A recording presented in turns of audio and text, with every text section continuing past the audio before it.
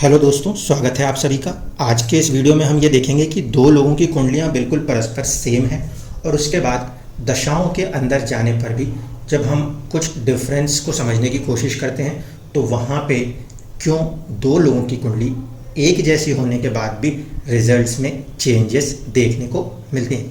बहुत पहले जब इस तरह से कुंडली आई थी तो मैंने एक चीज़ पहले बताई थी कि D60 का अगर हम डिवीज़न चार्ट देखने की कोशिश करते हैं षष्ठ्यांशा, तो वहाँ पे समझ में आता है एक जातक के लिए जो लाइफ है उसका फैक्टर 7th हाउस पे चलेगा और एक व्यक्ति का जो जीवन का फैक्टर है वो 8th हाउस पे चलेगा। ठीक है, लेकिन अब थोड़ा उससे आगे देखते हैं। D60 के चार्ट तक तो हम ये समझ पा रहे थे कि पास्ट लाइफ के हिसाब से किसी एक व्यक्ति का जो जीवन है वो किसी तरीके से व्यापार में या वैवाहिक जीवन के ऊपर किसी प्रभाव के साथ चलेगा, जबकि किसी दूसरे व्यक्ति का जो जीवन है वो अष्टम भाव यानी अनसर्टेनिटीज़ के साथ चलने की कोशिश करेगा। अब बात ये उठी कि अगर दो लोगों की कुंडली एग्जैक्टली एक जैसी है तो फिर दोनों की जो जिंदगियां होनी चाहिए ऊपरी तौर से देखने पर वो एक बराबर आनी चाहिए। आपके सामने एक ही कुंडली बनी हुई है, ये एक जन्म कुंडली दो भाइयों की कुंडली है जो कि 3 मिनट के अंतराल पे जन्म लेते हैं। दोनों ही कुंडलियों का नवांश भी एग्जैक्टली सेम ही चल रहा होता है। ठीक है, अंतर कितना है? अंतर इतना है कि जो बड़े बेटे होंगे उनकी कुंडली में चंद्रमा 4 डिग्री और 32 मिनट इस पे कार्य कर रहा है, जबकि दूसरी कुंडली के अंदर यही चंद्रमा 4 डिग्री 34 मिनट पे कार्य कर रहा है। 2 मिनट का डिफरेंस है उस कैलकुलेशंस के अंदर जिसमें कि ये जन्म हुआ। बर्थ टाइम के अंदर अगर हम देख रहे हैं तो घड़ी से 3 मिनट का डिफरेंस है।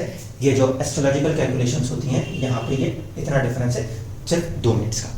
तो अगर हम यहाँ पे समझने की कोशिश करें हमें ये तो नज़र आ गया कि इन दोनों कुंडलियों में जो दशाएं चल रही थी इस डिफरेंस के कारण वो बिल्कुल अलग अलग थी।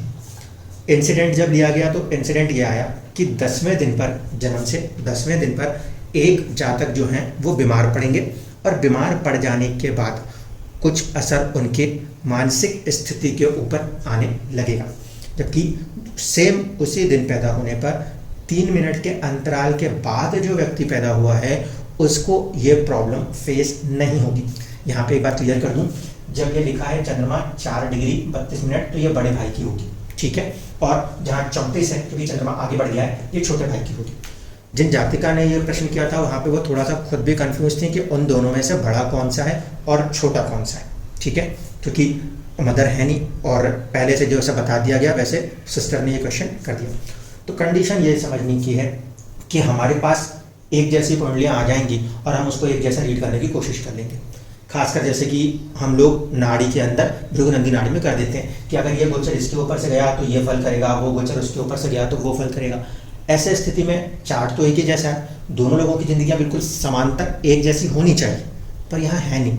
10वें दिन पे चलने वाली इन दशाओं ने पूरी की पूरी जो पिक्चर है वो चेंज करके रख दी। अगर एक जातक के साथ इवेंट हुई है तो अब ये सवाल उठता है सेम कुंडली के अंदर सेम सिचुएशन दूसरे जातक के साथ क्यों नहीं उत्पन्न हो सकी। ऐसा नहीं है कि ये जो जातक हैं ये मंगल की इस दशा के अंदर नहीं आए थे, वो भी आए थे। ठीक है, सेम डेट में बर्थ के बाद दोनों ही जातकों ने इस एक दशा को देखा है।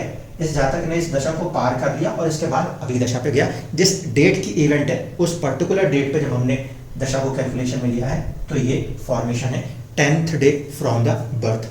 अब यहाँ पे देखिए दोनों ही चीज़ों के अंदर जो सबसे मेजर डिफरेंस क्रिएट कर रहा है वो ये है कि कहीं ना कहीं राहु या मंगल इन दोनों के रिजल्ट्स में डिफरेंस है, जो कि सेम कुंडली पे 3 मिनट के अंतराल के बाद एक को स्वस्थ रख लेगा और एक को बीमार कर देगा।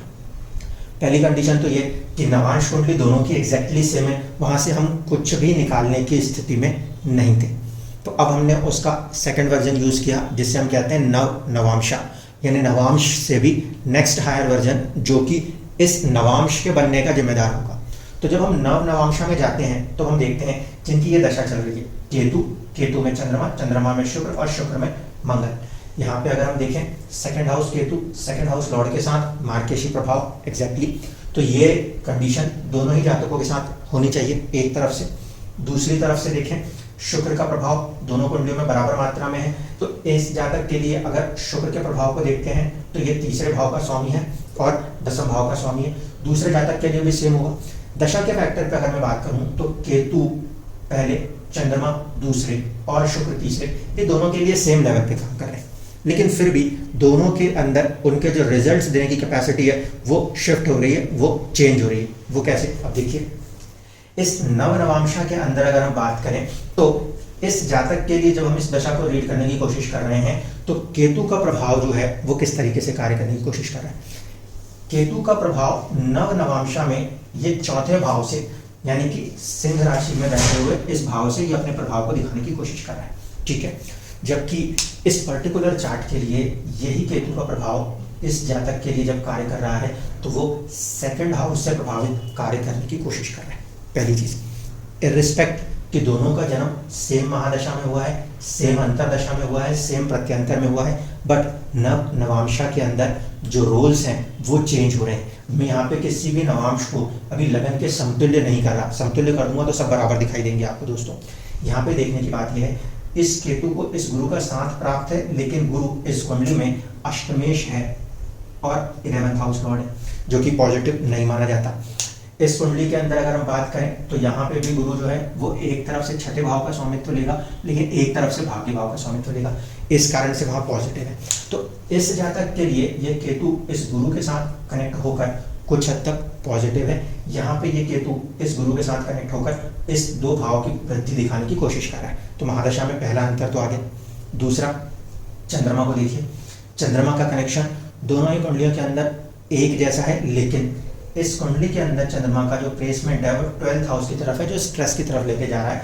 दूसरे चार्ट के अंदर वो 10th हाउस में है, जो कि स्टेटस की तरफ लेके जा रहा है, ठीक है। परिवर्तन दोनों में ही है, मंगल और चंद्रमा के बीच में, यहाँ पर भी है। चंद्रमा अगर यहाँ परिवर्तन कर भी लेता है तो केंद्र में ही रहेगा, स्वास्थ्य को बचा लेगा, जिनकी हेल्थ ठीक है उनके लिए। जबकि यहाँ पे अगर चंद्रमा परिवर्तन करता है तो एक तरफ से पराक्रम तो दिखाने की कोशिश करेगा, लेकिन मंगल यहाँ पे जाके फंस जाएगा। क्यों? क्योंकि मंगल 12th में होगा, 12th की पावर को बढ़ाते हुए शुक्र लग्नेश को प्रभावित कर देगा, जिसकी वजह से इस पर्टिकुलर चार्ट के अंदर ये जो शुक्र का प्रभाव है ये किस लेवल पे जाके प्रॉब्लमेटिक हो रहा है। यहाँ पे मंगल दसम में आके चीजों को संभाल रहा है, जबकि यहाँ पे मंगल 12वें में जाए तो शुक्र को भी प्रभावित करेगा और खुद को भी प्रभावित करेगा। इस पर्टिकुलर कुंडली के लिए शुक्र 4th हाउस के लॉर्ड बन रहे हैं और 11th हाउस के लॉर्ड बनेंगे, ठीक है।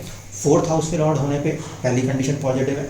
इस कुंडली के अंदर शुक्र एक तरफ से 6th हाउस के लॉर्ड बनते हैं और एक तरफ से 1st हाउस के लॉर्ड बनते हैं। Being a 6th house Lord ये कॉम्बिनेशन में प्रॉब्लम दिखा देंगे, ठीक है, यहाँ पे नहीं दिखा पाएंगे। तो इस कंडीशन में भी हम देख पा रहे हैं, डिफरेंशिएट कर पा रहे हैं कि जब दशाएं काम कर रही हैं तो इर्रिस्पेक्ट कि ये दो लोगों की कुंडली एक जैसी है, लेकिन दोनों के अंदर डिफरेंस है, पहले दशाओं के लेवल में और उनके रिजल्ट्स के लेवल के अंदर।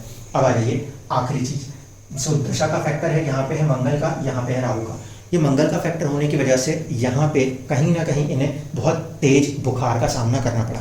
मंगल है, अग्नि तत्व का ग्रह है, अग्नि तत्व की राशि में बैठा है, तो वो प्रभाव लाजमी था, ठीक है।